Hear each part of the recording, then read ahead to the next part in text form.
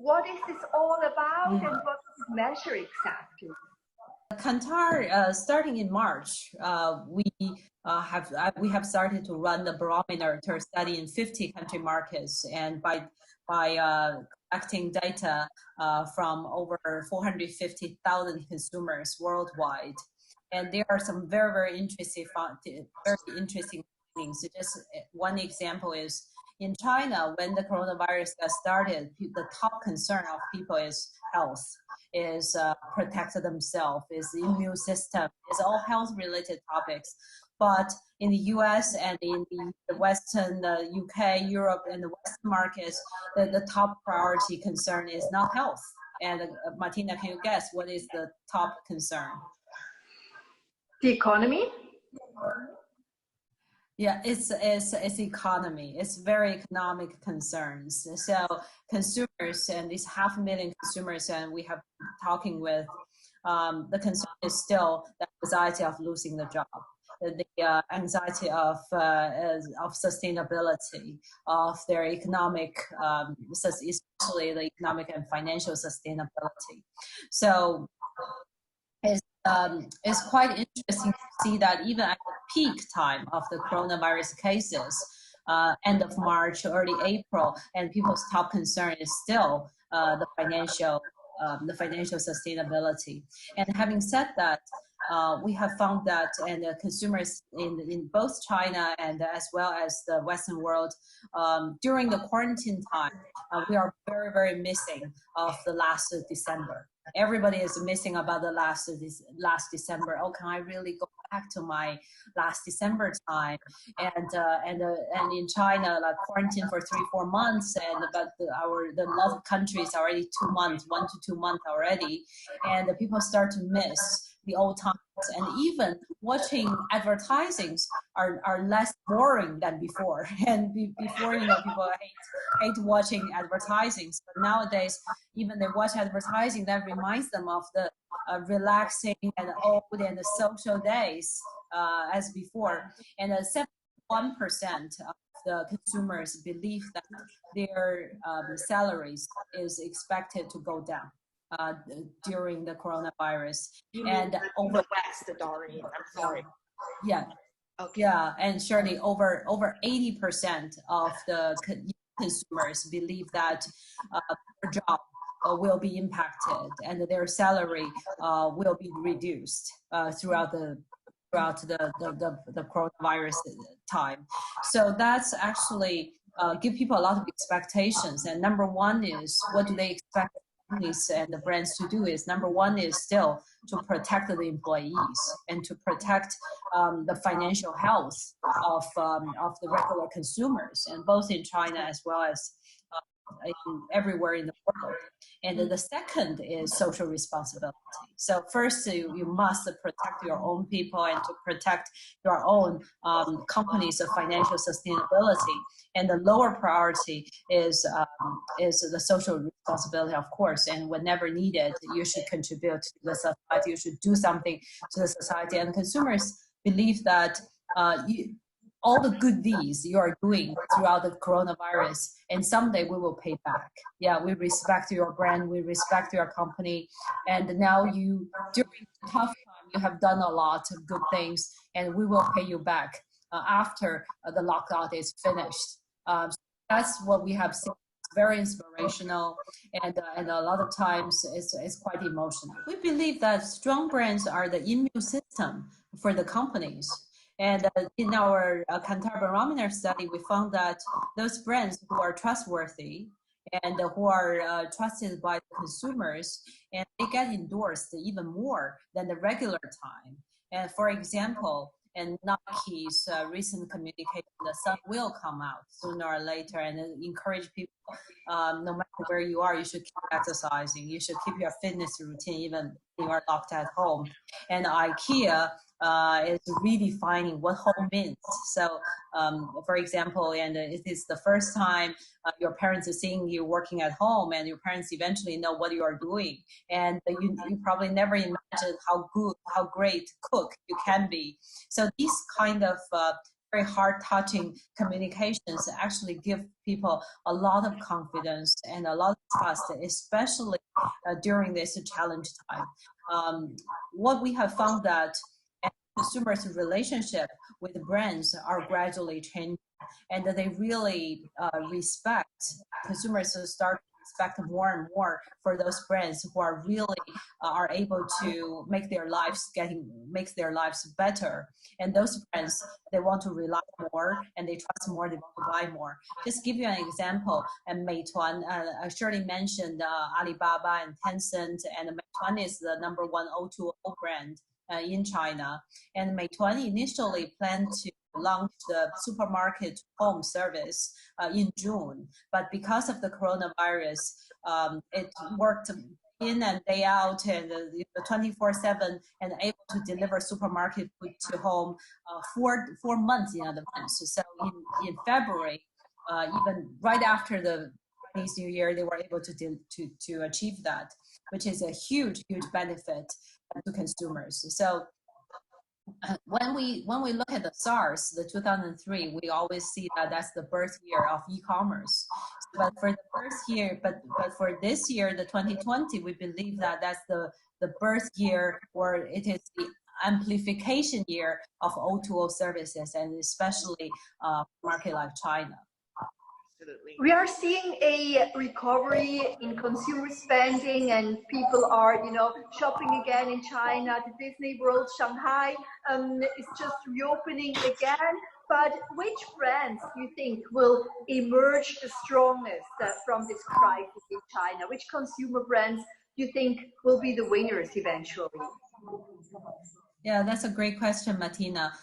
We just finished our Labor Day weekend, our 5-day weekend. You probably have seen pictures that on the top of the Thai mountain, and people are all crowded waiting waiting for the sunrise. Almost like in the good old days, right?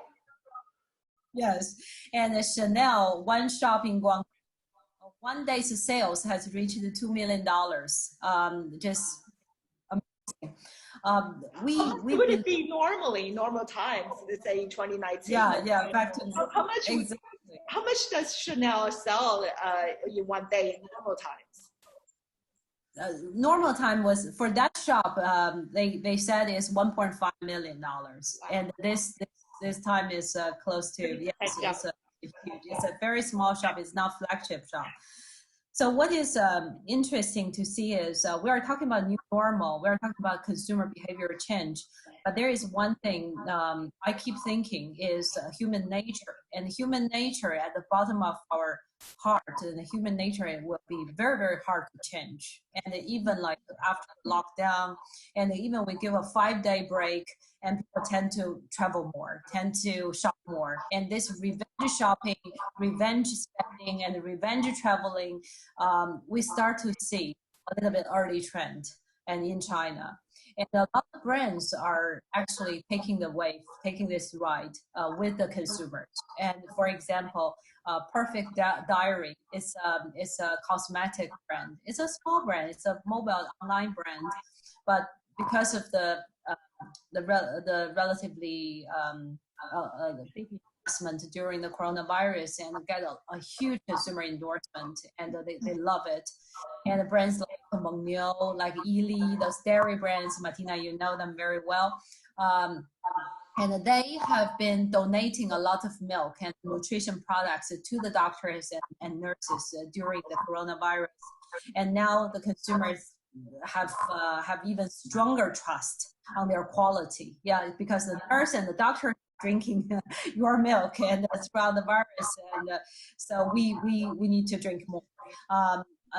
And a lot of Western brands we have seen have done a great job in terms of social responsibility, in terms of we are making a big contribution to support the Chinese people throughout the coronavirus. And for example, I give you the example of IKEA, Nike, and many more like Universal Studio, and we are all the superheroes are saluting to nurses and doctors, and give people a certain level of confidence and a lot of inspiration. So those brands, as I said in the earlier conversation, is consumers memorize them.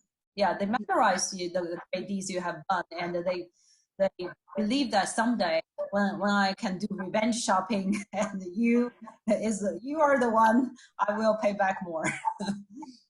So Doreen, you do the brand ranking globally, and more probably, as China is rising to become a world major consumer market, you do the brand ranking for China.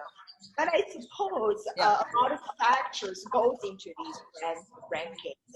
It's not just about sales, isn't it? I sell the most in China. That doesn't really make my brand the most valuable brand. So what are the parameters that go into it in China? Yeah, and when we say valuable, what does valuable mean? Valuable means strong brand means you are strong in the minds and hearts of the consumers. Yeah, so we always believe that brand valuation needs to be consumer-centric, needs to be very objective and based on consumers' perception and behaviors. And that's why when we value the brands, we look at the financial value. Yes, you need to be big and you need to have a healthy financial value, but in the meantime, you need to have a very strong brand contribution, which means that because of the strength of your brand, consumers want to buy more and want to pay more. And that's because of the trust, the experience, and all the foundations, the asset, and you have accumulated. And for example, Alibaba is our most valuable Chinese brand in the past 2 years. And when we look at 10 years ago, Alibaba was still a small brand. It was nowhere even close to top 100.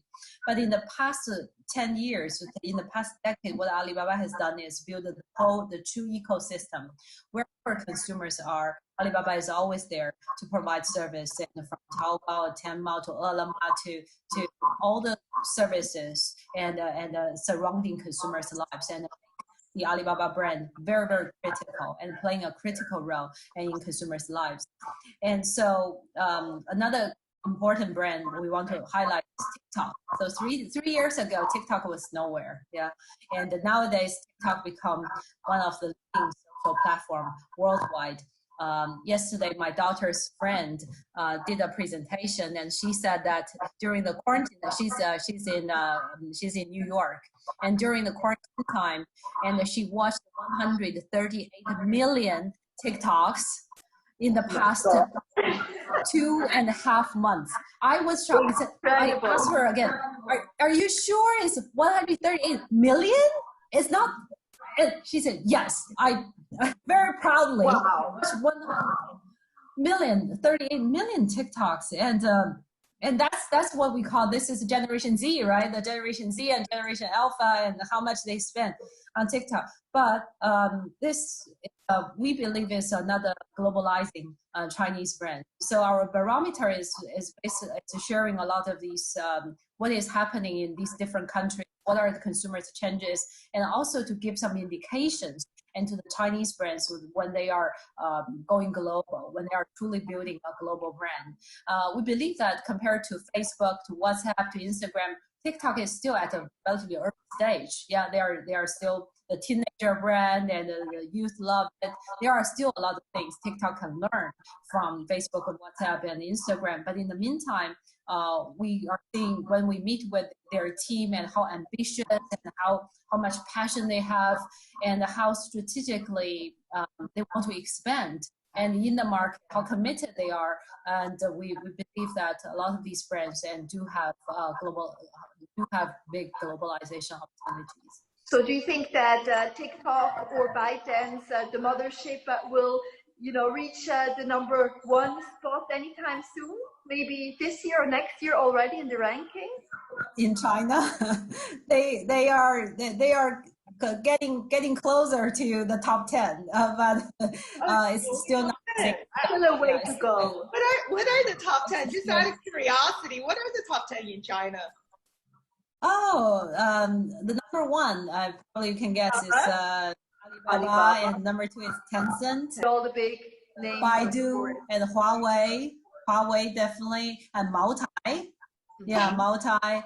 It's such a premium alcohol brand, repositioning and very successful, and JD.com, e-commerce, yeah, and Hire the home appliance, the global home appliance brand worldwide. Very impressive. If we look at the global ranking, Doreen, Amazon is number 1 in terms of the annual BrandZ Global Top 100 Most Valuable Brands. Previously, it was Apple, it was Google, and so on, but still we're missing the big Chinese names. Is this because of a reputational issue? Still because a lot of Westerners, they think that the Chinese brands, they lack quality and are copycats, or what's the problem there? Yeah, when we look at the global top 100, there are only 13 Chinese brands, not much. Yeah, Chinese brands still have a long way to go if we compare to our GDP. It's supposed to be, number 2. But in terms of in terms of number of brands contributed to the global top 100, we still have a long way to go. Like among the global top 100, there are over 50 brands are from the United States, but only 30 brands from China. We think it's a couple of challenges and facing Chinese brands. Number 1 is a lot of Chinese brands still are big in China. It's still a domestic brand. We shouldn't say them as a truly globalized global brand. And probably only a handful of Chinese brands are global brands like Huawei and TikTok, but still, as we said, it's still at an early stage. And the second is Chinese brands, even in China, a lot of them have very strong salience, which means everybody know it. Yeah, we are aware of you. But however, is your brand really meaningful to my life? Is your brand really making a difference in my day-to-day activities? Is it different from the competitors? Not really. And a lot of commonalities among brands in the same category. And then the brands really show the world their own personality, their own differentiation. And we think Chinese brands still has not got there. Well, compared to like 10 years ago, it's getting much better. This is obviously a huge opportunity, for agencies and consultancies in terms of international marketing and promotion and so on. But then on the bigger scale of things, this also has to do with US-China trade war, I guess, right? And geopolitical issues. It can be, there is definitely certain risk in terms of the Chinese brands going global because of the trading situation and because of the challenges.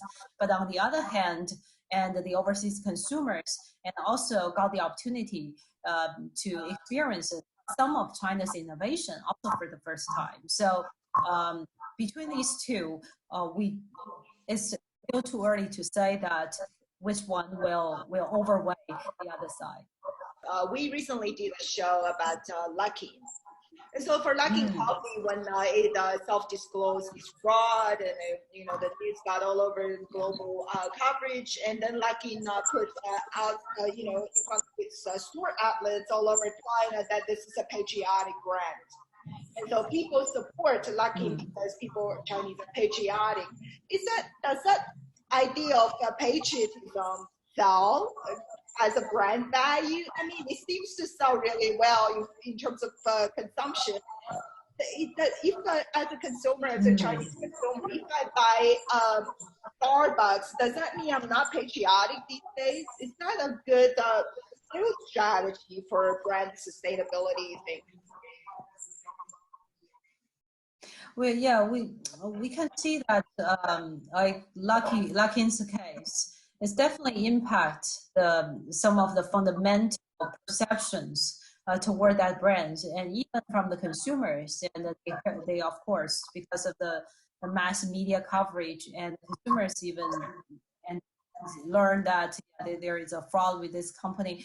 But it's more at the financial level. It's more at the financial and the investment level than the product level, which is from the consumer's view, that is the cost bad? Is the coffee quality have some issue, or is it the safety?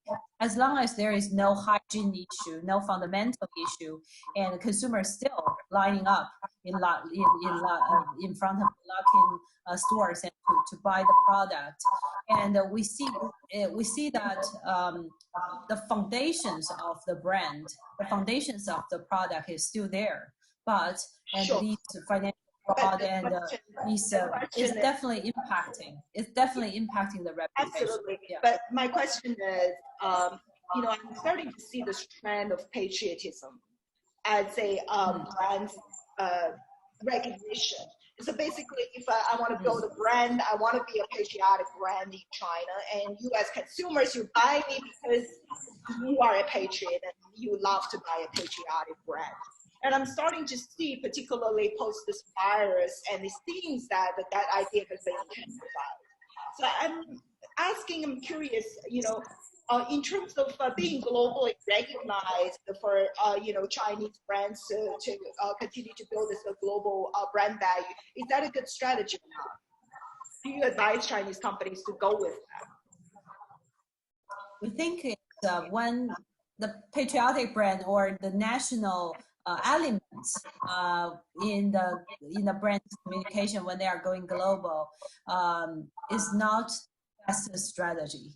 And in like lots of Chinese globalization journey, because when we talk to the consumers overseas, made in China or even innovated in China, created in China, that's not of the top driving factors in their purchase decisions. And in other words, it's not because of this is made or innovated in China and gives them some plus in their purchase decisions. They still pay the most attention on it is the best product, it is a great quality, it's trustworthy, it is innovative, but it's still sustainable. Yeah, the product is sustainable.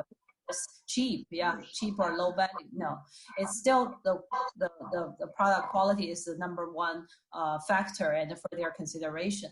And then it's made made in China and or the other national element can play a role, but can play a minor role. But overall speaking, that the perception of made in China has changed significantly over the past 5 years, I would say.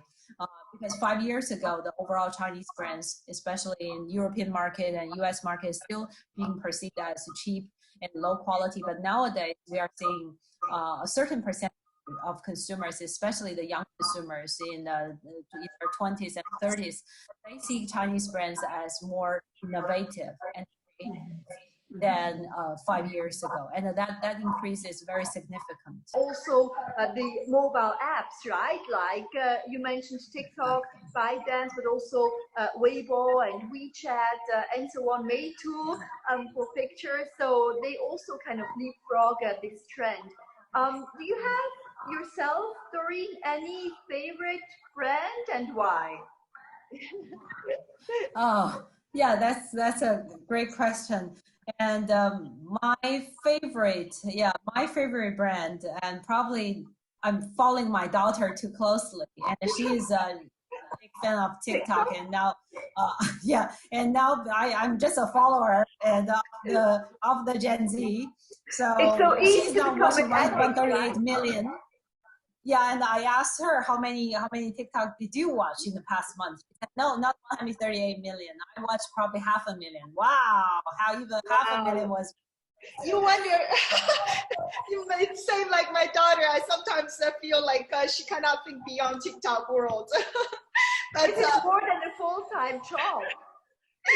So it's become a full-time job. Yeah. So Doreen, talking about that, we also, Martina and I, we had a talk with Samuel Shen, the former president of JD, who said yesterday very philosophically that the 2020s decade is going to be a decade of technological decentralization. So that means a lot of individuals, we all have become IPs ourselves. So we have become a brand value in our own way. And so we see in a lot of, particularly post-COVID in China, live streaming is becoming very popular. People are going on TikTok and the similar competitors. They live stream for hours, and this includes mayors, like a big bosses, a big corporate. Yeah, he's become everybody live stream. Right, and so it's becoming almost sort of like a frenzy of the age of individual brand creation, isn't it? So if I want to go on live streaming and I go for hours and hours and hours, and I could have like these successful, right, we call it, the KOLs on these sites, they have millions and millions of followers. And 10 years ago, it used to be if you were on the news, like Martina, if you're a broadcaster, if you're a movie star, you have a lot of followers. But today, no longer, right? They are not near as popular as these individual brands now, or individual KOLs. And so, how do you see that age of, not having maybe a big brands, not like Huawei? I'm just me. I have a personality. I have a lot of followers, and I'm just out there, and I can sell whatever I want to. Yeah, first of all, and both Shirley and Martina, you have a great talent to become a live streamer, and so I would say you should go for it. And you will have millions of followers. But I do agree with you. They won't have anything else to do if this lockdown continues, right? Yeah, but I do agree with you. And lots of fast rising brands are mobile born, and I wouldn't even say internet born or Alibaba born brand. I would say they are a mobile born brand. And they, for example, I mentioned a Perfect Diary. It is only 2 years old. Yeah, it's a 2 years old. It's a completely mobile born brand, but got a lot of attention streaming and live streaming every day, like 24/7. They're leaders in live streaming 24/7. And especially for small and medium brands. And the first question they are thinking about during the coronavirus is, how can I survive through? How can I survive through the coronavirus? And I may die and during the coronavirus. So move to online and move to live streaming, move to their leader, become the KOL and become the representative of the brand. That's the only way and for them to survive, because it's not just a communication, it has become the channel. It is a social transaction is merging into one. So social and commerce is merging into one. And when we look at the e-commerce in the US and Amazon there is no social function in Amazon. Yeah, social is in Facebook and Amazon is just e-commerce. But in China, social and e-commerce are merging into one. So that's actually give like TikTok and Red Bull and the little Red Bull platforms and Kuaishou and many these opportunities. And for these KOL-led individual brands, and for these small and medium-sized brands to grow from nowhere and from a very niche targeted group and become very popular. And on these live streaming, on this online world. And we all know that all the celebrities in China in the past 3 weeks are doing one thing. Our movie stars and everyone is doing one thing. That is PK Li Jiaqi and PK Wei Ya, who is going to sell more. Yeah, so they are all doing, all the celebrities, movie stars are doing live streaming, and the PK, the broadcasters, and PK, the live stream broadcasters, who are going to sell more products within one night. And even Doreen is, Shirley, you mentioned Doreen, and she's drawing that PK. So we find it that is a very interesting trend that actually give lots of niche brands huge opportunities, especially personal care, especially for cosmetics. Those categories are the starters, and then we can see like food and beverages. There are many food and beverage brands. So it's a new competitive landscape is forming. I find it fascinating because I've recently bought some yoga supplies because I love yoga. And so I look at these live streaming and they sweat, they do plank for like an hour in live stream. It's just absolutely incredible, right? And so I started buying from them because I like the personality, I like the tenacity from these people. If you ask me today, what brand did I buy? I don't really know. I don't know what they're called. I don't know That's what. right. But then, I guess that is the power of individuality. So, isn't it? Do consumers perhaps in the coming decades, do consumers have to think about a brand, a logo, like our traditional way of thinking about brand value? Do I have to think about Huawei's logo before I buy a phone? Today perhaps I'm just looking for personality. That's a great point, Shirley.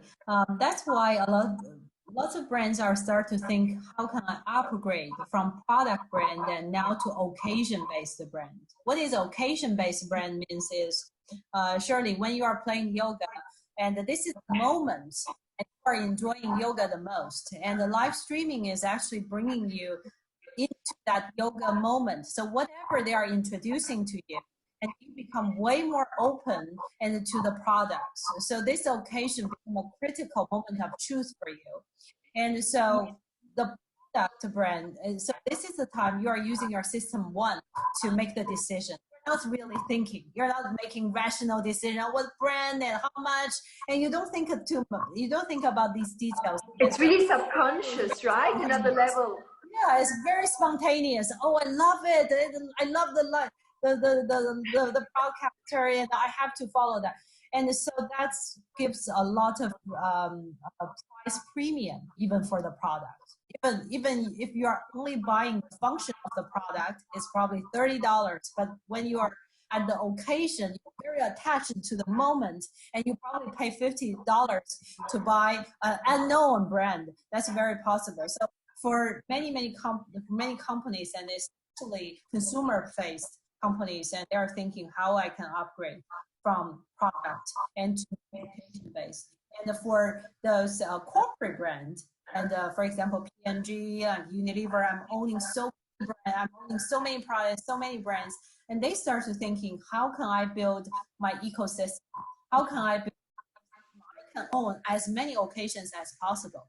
So like this is what Huawei is doing, a lot of Haier is doing is, I want to own all these occasions and through my products. The competition is definitely rising.